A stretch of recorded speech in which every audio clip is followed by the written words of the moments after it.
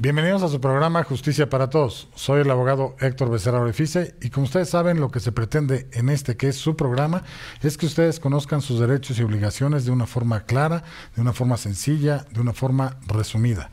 El día de hoy vamos a platicar de un tema polémico, un tema político, un tema que nos incumbe a todos me refiero a todo este mundo, que tiene que ver con el análisis de la crisis que se tiene en la República Bolivariana de Venezuela. Nicolás Maduro, ¿les suena a todos ustedes? Quédese porque se va a poner muy interesante este programa y seguramente le puede ser de gran ayuda a usted, a un familiar o a un amigo. Iniciamos este gran programa. Muchas gracias.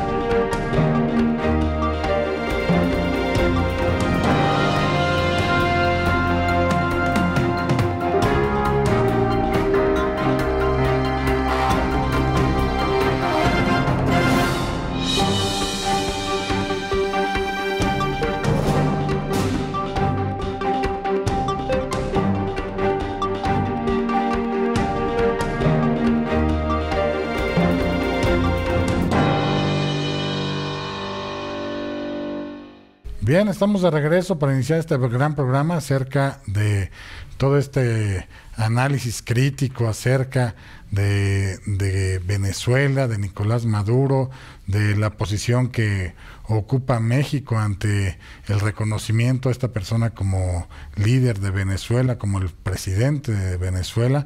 Para ello he invitado a gente muy destacada, muy capaz, muy brillante y que estamos de manteles largos al recibirlos aquí en el programa de Justicia para Todos. Primero que nada quisiera comentarles que tenemos aquí en el estudio a la licenciada Guadalupe González Chávez, que es académica de la Universidad Iberoamericana y de la Universidad Anáhuac. Ella es experta en relaciones internacionales, es columnista del Heraldo de México, un periódico muy interesante y muy polémico también, pero bueno, siempre ha sido muy atinada sus participaciones en todo lo que se realiza ahí. Bienvenida aquí al programa. Muchas gracias. Bien. Del mismo modo tenemos aquí en el estudio el señor, licenciado Angelo Cianciulli Arnone. Bienvenido aquí al programa. Quisiera nada más decirle un poquito a los televidentes quién es el licenciado Angelo, para efecto de que sepan pues con quién estamos tratando, con quién estamos opinando, ¿no?, respecto al tema. Bien, pues usted es abogado por la Universidad Católica Andrés Bello de Caracas, Venezuela. Tiene una especialización en Derecho y Política Internacional. También está dentro de la Universidad Central de Venezuela, donde realizó esta especialización. Tiene un doctorado en Derecho de la Empresa en la Universidad Anáhuac del Norte. Es profesor de Derecho Internacional Público y Derecho Comparado. Tiene inglés legal y jurídico en la Universidad Iberoamericana.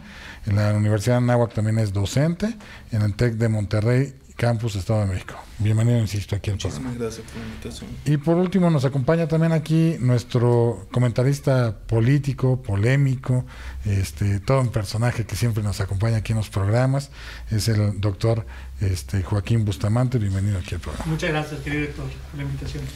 Bien, pues toquemos un poquito acerca de este tema porque está bastante ríspida la situación que está viviendo México. Muchas personas dicen que debemos de seguir apoyando, otras dicen que no, otros dicen que hay que mantenernos, digamos que a la mitad de las decisiones que se tomen. Yo sí quisiera preguntarle, y siempre me han dicho que primero las damas, aquí a la doctora Guadalupe, ¿qué pensamos de este asunto de Venezuela, de Maduro, del presidente Maduro? Mucha gente me ha comentado en la calle que ¿por qué tanto problema? Si hay más de 100 y tantos países que sí lo reconocen a él como presidente de su país, y que la minoría es la que dicen que no lo reconocen, pero que hay gente de mucho poder. ¿Qué pensamos en torno a esto? Bueno, creo que hasta esas alturas llevamos varios años siguiendo lo que sucede en Venezuela, claro, aquí en México, y mal que bien no se ha perdido esa conexión. Claro. En América Latina, desgraciadamente, es un tema que ya no se enseña tanto en América Latina y el Caribe, y eso ha hecho que efectivamente exista un vacío de información y de interés para llegar más profundamente a lo que ocurre ahí en Venezuela. Lo que hemos conocido es que desde hace años el modelo político venezolano ha sufrido transformaciones muy importantes que diferencian mucho el sistema político de Venezuela de lo que es el resto de países de América Latina.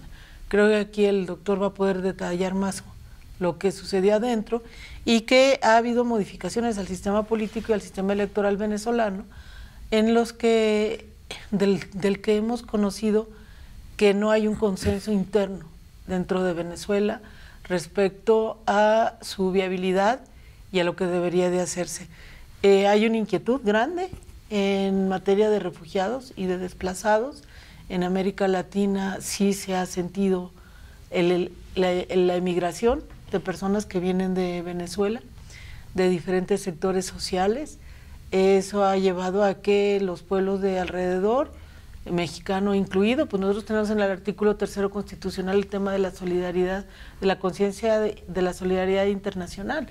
O sea, no es algo que esté alejado de nuestra visión como mexicanos. Todos hemos sido educados de esa manera, y pues hay una preocupación legítima sobre lo que se percibe que es una situación difícil económica, de confrontación social que se percibe, y sobre todo de falta de solución para una situación que parece llevar a cada vez más conflictividad en las partes de Venezuela.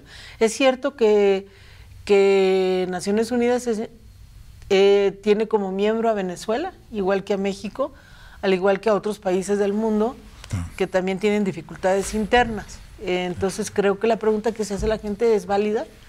Sin embargo, es cierto de que algunos países que tienen determinadas alineaciones respecto a los estándares que exigen en su vinculación, como es el caso de países como los del Grupo de Lima, han decidido tomar distancia del gobierno de Venezuela. Y efectivamente México y Uruguay y otros países han tomado una tercera posición, o cuarta, digamos, porque hay muchas posiciones diferentes alrededor de la cuestión venezolana, porque la preocupación, yo creo que tanto como ciudadanos y me imagino como gobierno, es que cómo no contribuyes a agravar más la situación. Claro. Yo creo que ese es un sentimiento general. Doctor Cianciulli, entiendo que usted es venezolano, de origen venezolano. Sí. ¿Usted qué siente en torno a esto? Porque digo, deben ser hasta sentimientos encontrados ver a su país donde nació, sufrir todo lo que se está sufriendo, o que esté tan,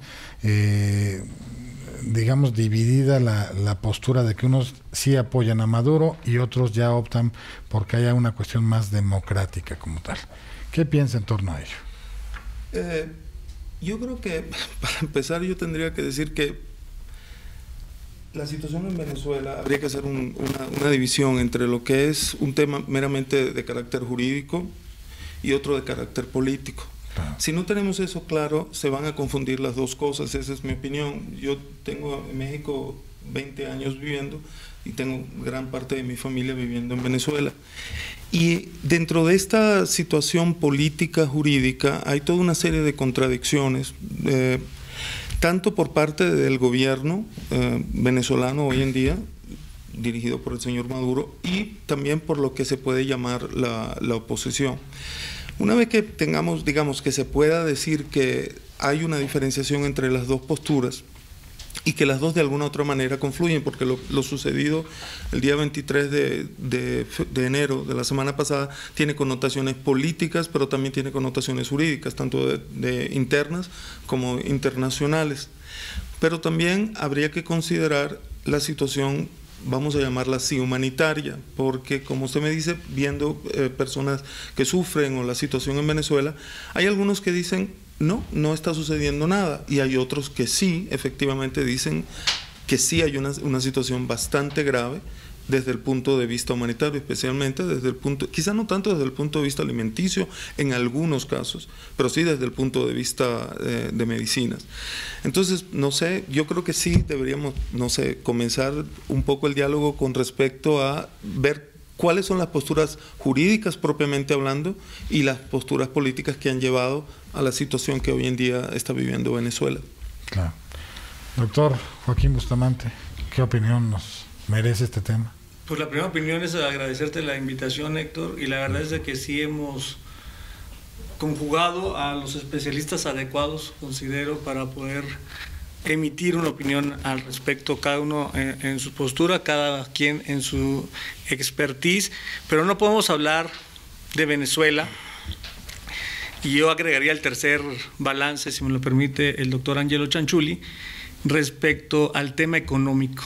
Yo creo que el gran motor de toda esta efervescencia política y jurídica es el tema económico, el petróleo, claro, siendo las reservas más importantes que se tienen en el planeta el Estado de Venezuela, y las más cercanas al Estado-nación que más consume este petróleo. En vez de traer el petróleo de Arabia Saudita, ¿no?, que se tardan 45, 48, 55 días para llegar a Estados Unidos, en Venezuela en 4 o 5 días llega la producción de su petróleo a las refinerías tejanas, ¿no?, que es particularmente. Entonces yo creo que el motor de toda esta efervescencia que se vive en Venezuela tiene que ver en gran medida por el tema económico, particularmente por el petróleo. Entiendo que el presidente Nicolás Maduro ha señalado que él, a pesar de la postura del gobierno de Estados Unidos de Norteamérica, señala que él no va a interrumpir nunca, o por lo menos es lo que ha declarado, que va a seguir dando la compra y venta de petróleo hacia Estados Unidos de Norteamérica. O sea, esa parte pues se supone que va a seguir igual como tal. Pues están todos estos aspectos deontológicos, ¿no? El deber ser y el ser, ¿no? O sea, eso no lo sabemos, o sea, eso no lo tenemos palmado y nadie lo puede asegurar. Esta presión que está ejerciendo Donald Trump hacia Venezuela, emitiendo el apoyo hacia Juan Guaidó, pues la verdad es que es una presión bastante importante y tiene que ver también con esa negociación. Es muy compleja la situación latinoamericana, no nada más venezolana. Yo diría que el tema se centra en lo latinoamericano. Todos los países latinoamericanos vuelven a revivir en carne viva todas esas intervenciones norteamericanas. Entonces, por una parte está el sentimiento de que se violan derechos humanos en Venezuela, que hay más de 3 millones de personas desplazadas en el Estado venezolano, que se ven afectadas con todo este tema de derechos humanos, ¿sí? Y por otro lado está la intervención norteamericana, que ha afectado y ha dañado muchísimo en todo el planeta, particularmente aquí en los países latinoamericanos. Doctora Guadalupe González. Bueno, yo creo que sumando al análisis que aquí se presenta, podemos decir que se están concentrando muchos elementos de crisis, no solo por el tema petrolero, sino también por el tema de los desastres naturales, y que en esta ocasión todavía no se han manifestado, pero sabemos que es frecuente que haya terremotos, que haya huracanes, claro, que hay cambios de temperatura muy drásticos en la región del Caribe. Y Venezuela es uno de los principales países, junto con Colombia y México, del Caribe, sin contar el papel estratégico de Panamá como un paso de un océano a otro, lo cual hace que el tema se vuelva muy delicado. ¿Por qué? Porque es cierto que Venezuela es el principal proveedor latinoamericano de energéticos a Estados Unidos. México entraría en segundo lugar, pero el hecho de que se altere la balanza regional por cuestiones económicas y por cuestiones de una crisis geopolítica en la región, pues no deja de afectar a toda la región. Además, pues sabemos que hace no mucho hubo un golpe de Estado en Honduras, que la situación en Guatemala es muy delicada, que la situación en Nicaragua es muy delicada.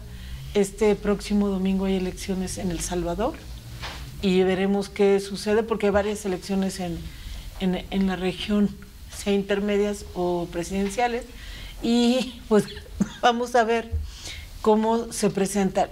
¿Qué quiero decir con esto? Que la situación alrededor de la región tampoco ayuda.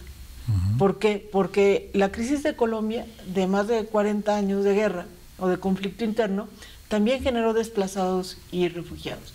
Y en este momento ha habido un cambio en la política de paz de Colombia. ¿Cómo va a afectar esto? Pues definitivamente va a afectar el entorno venezolano, porque tiene un entorno menos amigable. Lo mismo pasa en el caso de la frontera con Brasil, donde entonces ahí estamos viendo... Hay muchos factores geopolíticos que no ayudan a facilitar una estabilización en la situación regional. Vamos a una pequeña pausa comercial y regresamos. Muchas gracias.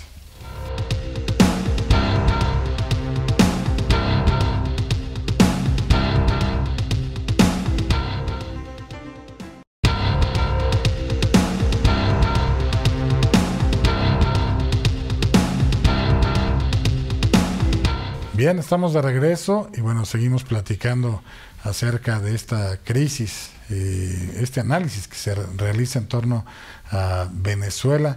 Yo le quisiera preguntar al doctor Chanchuli, ¿qué piensa usted acerca de que México y Uruguay quieran entrar como una especie de mediadores, digamos, a este conflicto?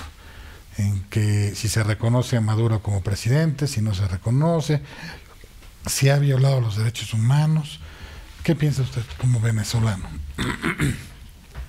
Yo le voy a responder como abogado y bueno, como vamos a decir, un poco conocedor de lo que es el tema de derecho internacional. En principio yo no veo con malos ojos la mediación o la conciliación, dependiendo lo que fuese, de México y el Uruguay. Sin embargo, mi poco optimismo al respecto es que en el caso venezolano nosotros tenemos aproximadamente unos 20 años de estar buscando conciliaciones y mediaciones. O sea, me puedo remontar a la época del señor Gaviria, que creo que puedo decirlo, fue un fracaso, ¿ok? Posteriormente vino el señor Carter y la señora X, que trabajaba con la Fundación Carter, y también lo único que hicieron es como darle una pastilla, una aspirina a un enfermo de cáncer. Posteriormente vinieron otras mediaciones particulares, inclusive por parte de la Iglesia. La última que tuvimos fue en el caso de República Dominicana, donde sí hay que reconocer que quien se levantó de la mesa fue la oposición, es cierto, porque no se pusieron de acuerdo en lo que se hablaba. Y finalmente la última, de la cual se conoce muy poco, es el caso del señor Rodríguez Zapatero, el expresidente del gobierno español, de lo cual no se ha dicho nada, e inclusive en toda esta semana el señor Zapatero no ha dicho absolutamente nada. Entonces yo soy poco optimista con respecto a este tipo de temas. Eso no significa que por otra parte yo diga que no, la solución no debe ser pacífica. Yo sí creo que debe ser pacífica, pero yo creo que hace falta, y lo que decía un poco al inicio, es una conjunción de ambas cosas. Si nosotros lo vemos desde la óptica meramente jurídica, todo parece muy bien. Cuando uno analiza un poco la Constitución del 99 venezolana, pues hay artículos que fueron de avanzada, como el artículo 212 en materia de derechos humanos y tratados en materia de derechos humanos. Pero el problema es cómo se aplica y cómo se lleva a cabo esa Constitución. Inclusive el tan, vamos a decirlo así, cacareado artículo 233 que están utilizando para el nombramiento del señor Juan Guaidó, al leerlo también deja toda una serie de de conceptos un poco ambiguos. ¿Por qué? Porque la Constitución del 99 venezolana es una Constitución que tiene conceptos propiamente programáticos y otros son simplemente reglamentarios, y ese es un problema desde el punto de vista venezolano. Entonces se hacen ambos para buscar una salida o una coartada para poder tomar unas posiciones muy propias, y eso es lo que creo que haya sucedido. Ahora, en el caso mexicano y en el caso uruguayo que usted me preguntaba, yo sí creo que podría ser una solución, pero lamentándolo mucho, no creo que vaya a funcionar. Y esto también de alguna u otra manera tendríamos que asociarlo o relacionarlo con el tema de la postura que México ha tomado, y yo quiero que quede claro aquí que yo creo que la doctrina Estrada fue una gran doctrina, es una gran doctrina, inclusive el mismo principio de no intervención establecido en el artículo 89, fracción 10ª de la Constitución mexicana.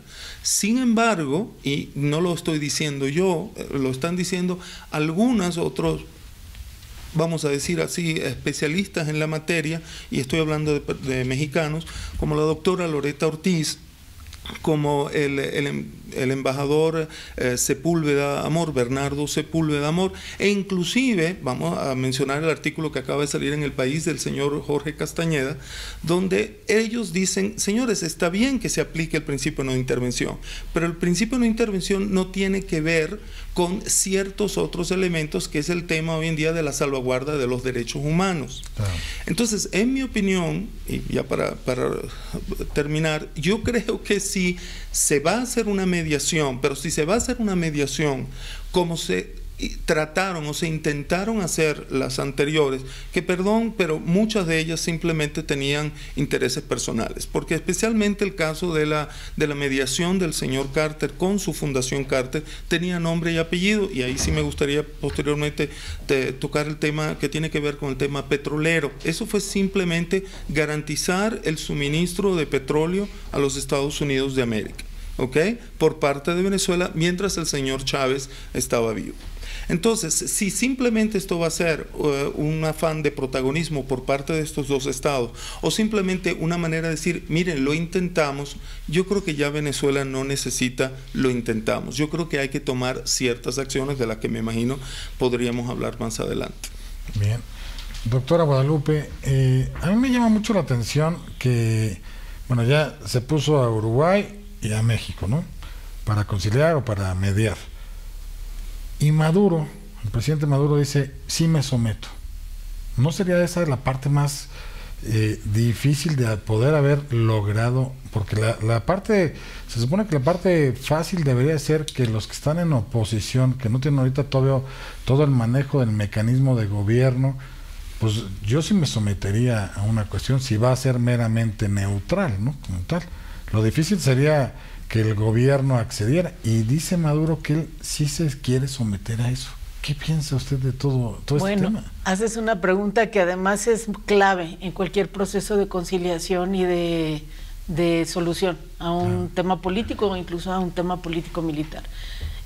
Bueno, lo primero que me gustaría mencionar, completando un poco lo que ya se dijo, es que antes del 2011 el tema internacional estaba incorporado en muy pocos lugares en la Constitución.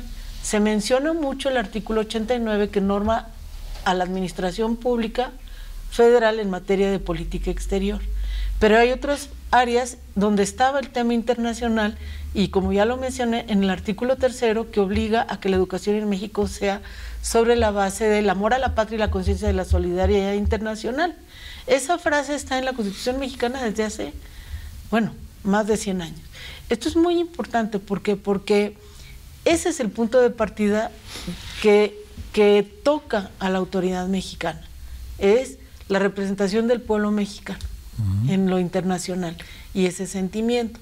Ahora, en la materia operativa, sí es cierto de que para política exterior está especificado el elemento de no intervención, manejo de los pacífico, etcétera, etcétera, lo que hemos estado viendo. ¿Qué está pasando en Venezuela? Se le quiere comparar con otros conflictos. Número uno, el conflicto venezolano no es nuevo. El tema de la división adentro de Venezuela y esto tiene que ver con el papel de la facilitación y la mediación. Me estaba recordando que el senador Manuel Camacho Solís en algún momento fue invitado a participar hace 40 años en un grupo de trabajo para buscar una solución política al caso venezolano. ¿Qué es lo que hemos estado viendo? Que Venezuela no ha entrado en guerra civil, a diferencia de otros países de la región.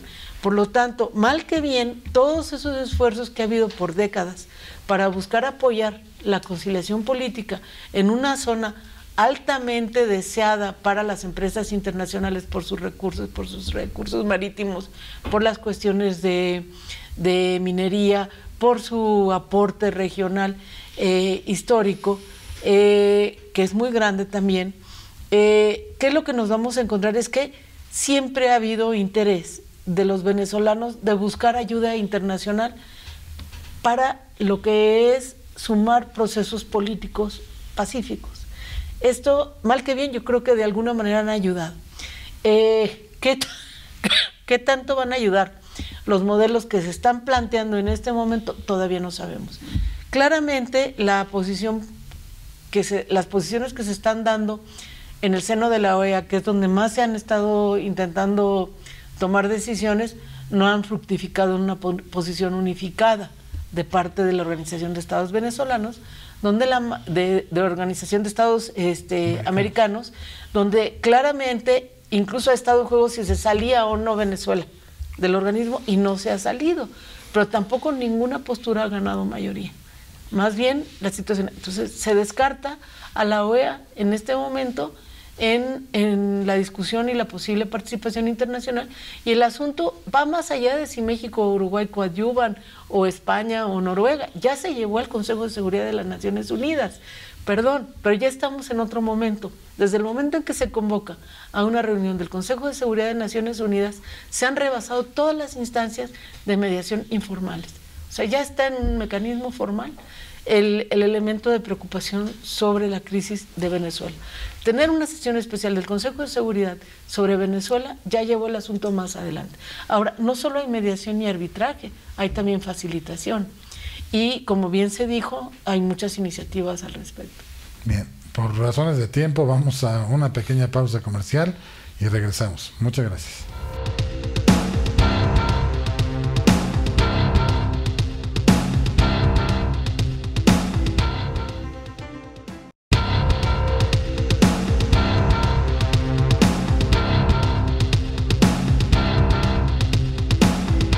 Bien, estamos de regreso y bueno, seguimos platicando con la doctora Guadalupe, que lamentablemente la tuvimos que interrumpir hace un momento, pero bueno, son razones de tiempo. Pero seguimos platicando. Bueno, decíamos que ya en este momento ya se rebasaron todas las instancias. Incluso ya no estamos hablando del organismo regional, ya no estamos hablando de iniciativas de buena fe, ya no estamos hablando del Grupo de Lima. El asunto ya se llevó al más alto nivel, al Consejo de Seguridad de Naciones Unidas. ¿Qué puede pasar de ahí? Bueno, que el asunto no solo se trate, sino que además la Asamblea General de Naciones Unidas también aborde la problemática. ¿Eso cuándo puede suceder? En cualquier momento. Veamos el caso de Guatemala.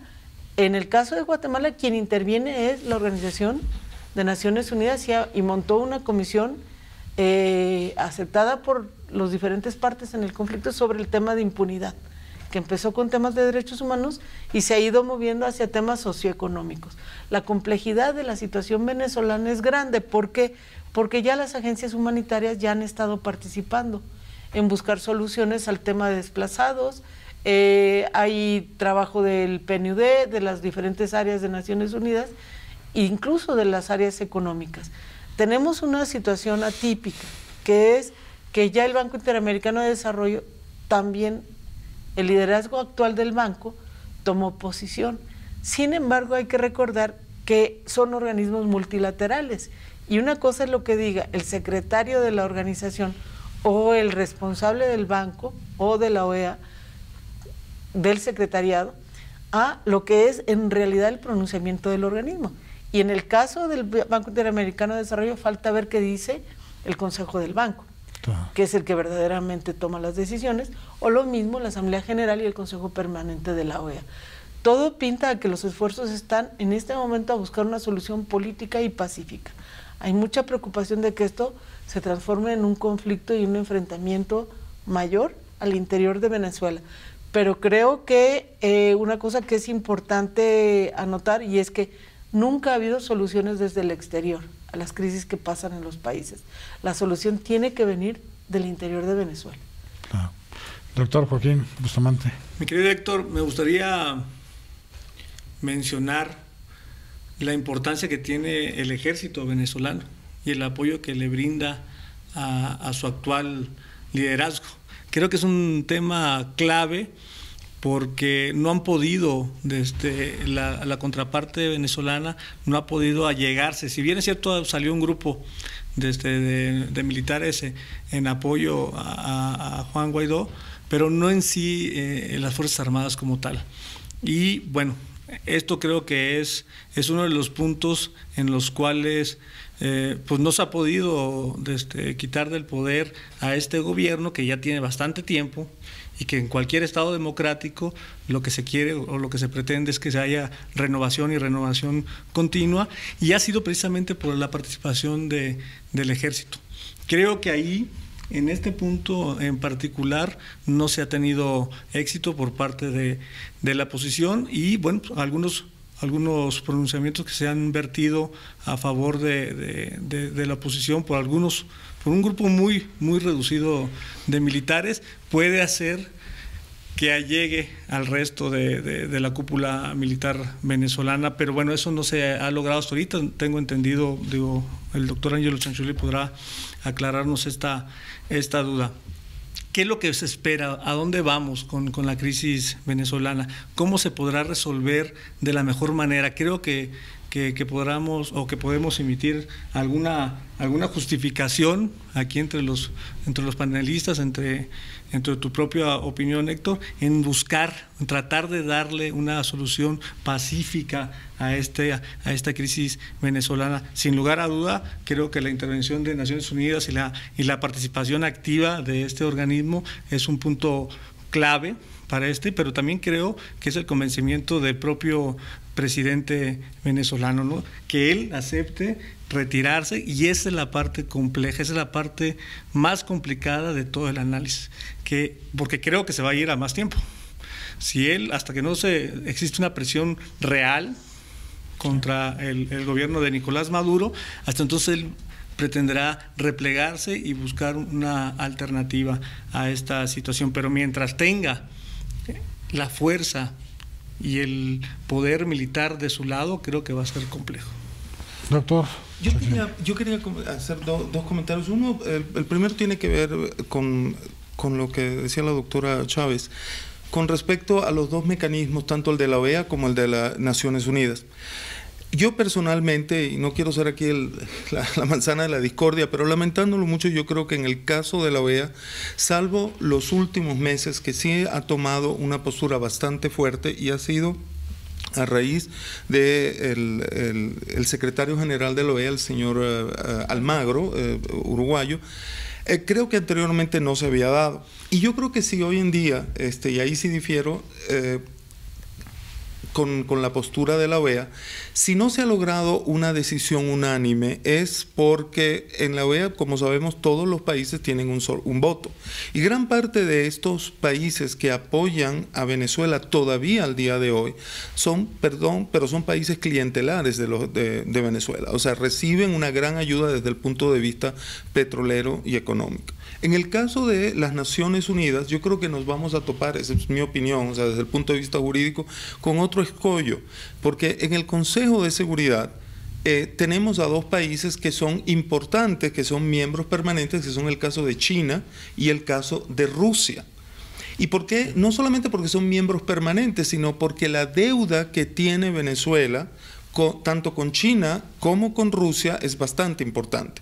Las últimas cifras, bueno, la agencia Bloomberg mencionaba que en el caso de China estábamos hablando de más de 80.000 millones de dólares, 80.000 millones de dólares de deuda, y en el caso de de Rusia eran 45.000 millones de dólares. O sea, se dice fácil y se dice rápido, pero es una gran cantidad. Otros dicen que en el caso de Rusia son 69.000, en el caso de China son 69.000 millones de dólares. Por otra parte, recientemente en el último viaje que hizo el señor Maduro a China, tampoco es que le sacaron la alfombra roja como se lo habían hecho en otros momentos, cuando él llegó a pedir otros 5.000 millones de dólares más. Entonces, ¿qué es lo que va a pasar aquí? Inclusive deberíamos de considerar, creo yo, la situación entre los Estados Unidos y China, porque señores, mire, vamos a ser sinceros, Venezuela no cuenta. Okay, se lo digo así, o sea, y lo digo claramente porque no tengo pelos en la lengua. ¿Y por qué no cuenta? Porque hoy en día es más importante para los Estados Unidos y probablemente para el gobierno de los Estados Unidos lograr un acuerdo comercial, ¿okay?, con China que con Venezuela. Venezuela hoy en día produce aproximadamente 1.400.000 barriles de petróleo diario, de una producción de casi 3 millones y tanto en el 2008. De esa producción, el 50% se lo adquiere los Estados Unidos. Y los últimos comentarios de los Estados Unidos fueron: ok, yo te sigo comprando ese 50%, ya con una situación depauperizada en Venezuela. Yo te lo sigo comprando, pero no te lo voy a pagar a ti, te lo voy a depositar cuando hayan elecciones libres en ese país. Entonces se le dice a Maduro: pues señor, haga usted lo que usted quiere, ¿ok? Si se quiere, véndeselo a otro, vamos a ver si se lo puede vender. Entonces ese es otro de los puntos que yo creo que deberíamos de considerar. Por eso es que, y ahí sí coincido con usted, de que la solución no creo que necesariamente venga del exterior, y por eso soy tan poco optimista con las mediaciones, sino interno. Con respecto al ejército, también habría que conocer otra cosa, que yo creo que yo no soy el primero en decirlo. El ejército siempre ha estado acolchonado por el régimen, no por el Estado venezolano hoy en día, sino por el régimen, ¿ok? El señor Chávez sabía perfectamente bien que él necesitaba mantener al ejército bien alimentado. Y las prebendas que tiene el ejército son muy grandes y siguen siéndolo desde el primer momento.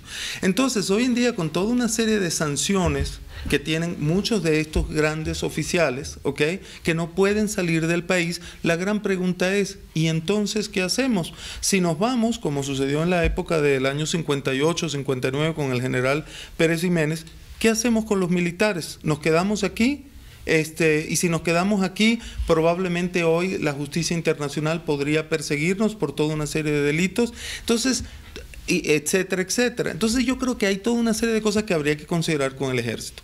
Yo hice un comentario con algunos amigos y digo que las dos cosas que deberían de mediar ahí es el tema interno, que es el ejército en Venezuela, y por otra parte, yo creo que también creo que hay una injerencia, y no soy el primero en decirlo, por parte de algunos estados.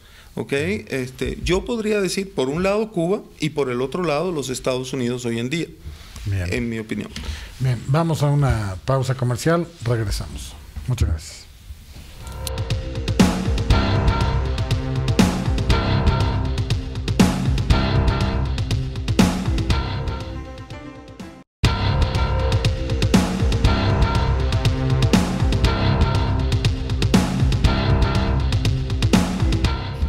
Bien, estamos de regreso y bueno, seguimos aquí platicando. Escuchamos la opinión del doctor Chanchuli, perdón. Sí. No, pero sí me gustaría escuchar la parte del doctor Joaquín Bustamante, sobre todo por la parte de los militares, porque esa parte es interesante, ¿no? Como bien dice el doctor Angelo Chanchuli, digo, la cúpula castrense en Venezuela, pues obviamente estuvo encabezada por uno de ellos mismos, ¿no? El teniente coronel Hugo Chávez, en el momento en el que recibió el poder o cuando se dio el golpe de Estado en Venezuela, ¿no? Hablando en términos claros, eso fue lo que pasó por estar en desacuerdo algunas políticas económicas al interior del Estado, y fue como sale el anterior presidente, como viene la crisis de Caracas y entra al gobierno Hugo Chávez. Aquí el tema es un tema que tiene que ver con todos. O sea, yo creo que no podemos descartar a ninguna cúpula ni a ningún grupo.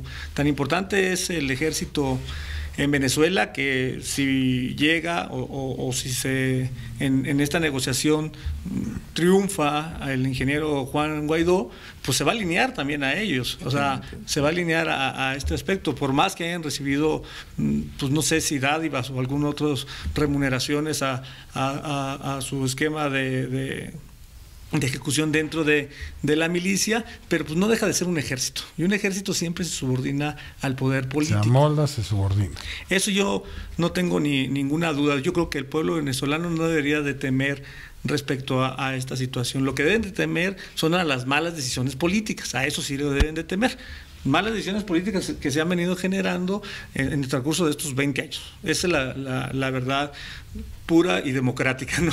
Que le hace falta. La doctora Guadalupe ya como que se quedó pensando, ¿eh? Bueno, está bien, te digo, podemos tener diferentes puntos de vista, pero creo, regreso a mi análisis inicial, no es solamente el ejército. El ejército es una parte importante, se tendrá que convencer a esta situación, cuando menos que no intervenga, ¿no? O sea, esa es la mejor parte que puede hacer el ejército, es no intervenir. Si interviene, la verdad es que muchas personas van a salir lastimadas en este proceso, y no conviene ni a mismo Venezuela, ni a toda Latinoamérica, ni por supuesto también afecta a la parte económica. Pero creo que también, y aquí sí retomo la parte de la maestra Guadalupe González Chávez y la intervención de Angelo Chanchulli respecto a los organismos internacionales, sí deben de participar, y sí hay que presionarlos también y criticarlos, y que hagan el papel que deben de hacer. Si no tienen la fortaleza o si tienen sus intereses, pues hay que salir a medios y hay que dar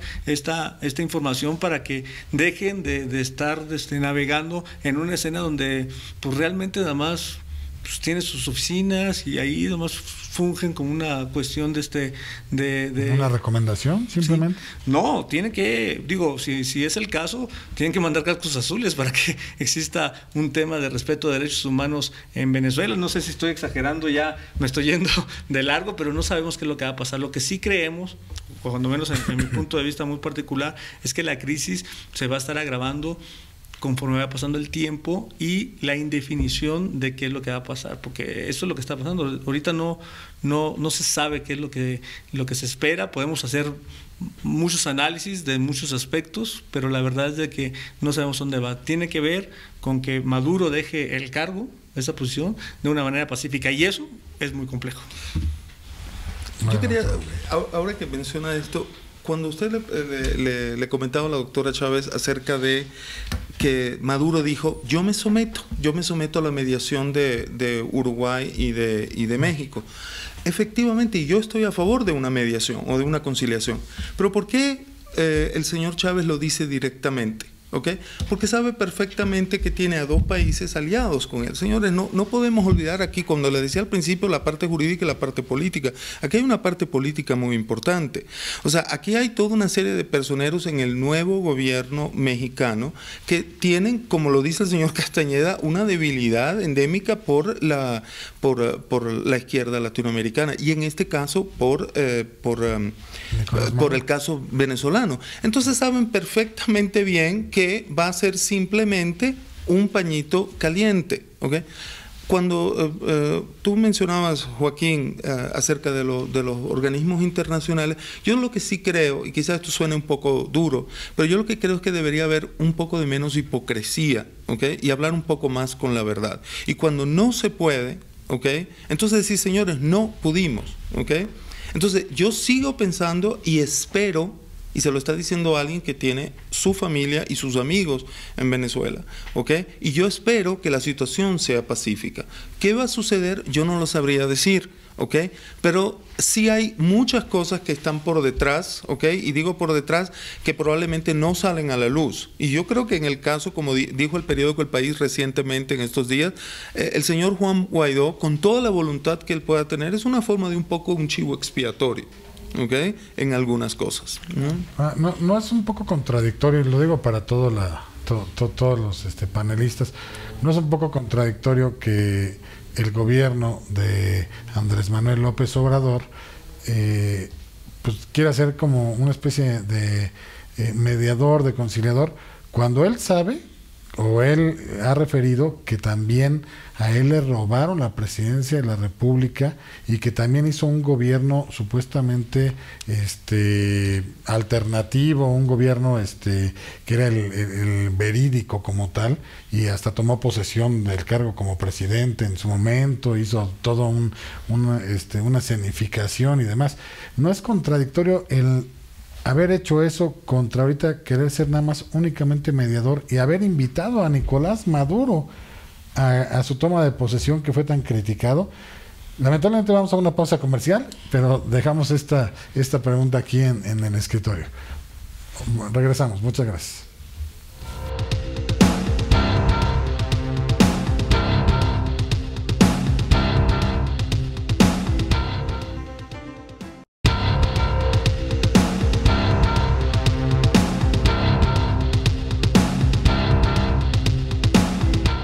Hice alguna preguntita ahí medio complicada, pero no sé quién quiera.